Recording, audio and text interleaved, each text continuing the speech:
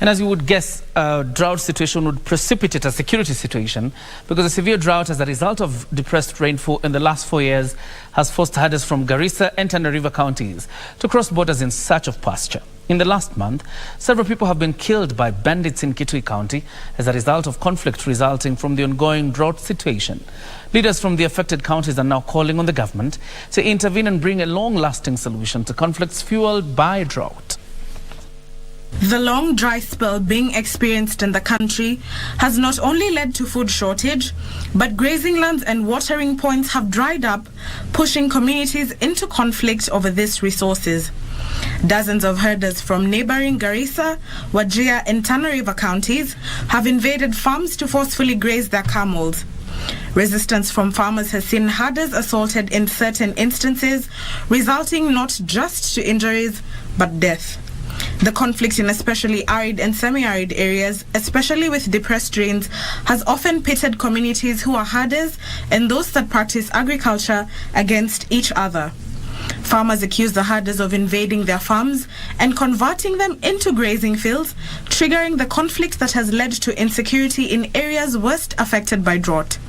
Mandera South MP Abdul Haro is calling on leaders from both pastoralist communities and farming communities to reason together instead of inciting each other.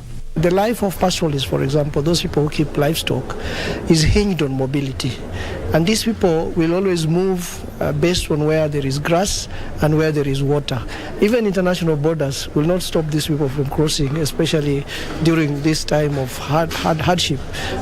They will move even far away parts in Ethiopia, to far away parts in Somalia, in order to get pasture and water for their livestock. And in this movement, some people who are the hosts where they're moving to are definitely not happy.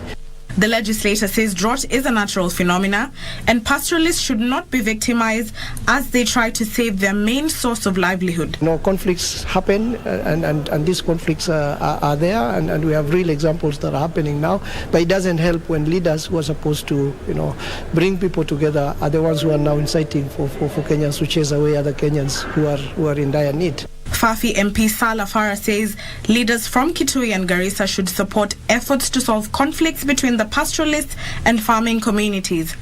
The MP says conflict over pasture can be reduced if leaders preach tolerance among their communities. There must be strategic reserve of feed, animal feeds also, not only strategic reserve of maize and human feed.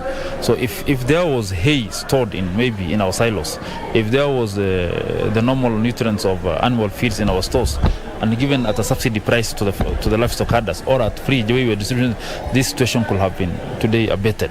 In Kitui County, thousands of livestock have invaded parts of Magarini sub-county in search of water and pasture, a situation that is brewing conflict between herders and farmers.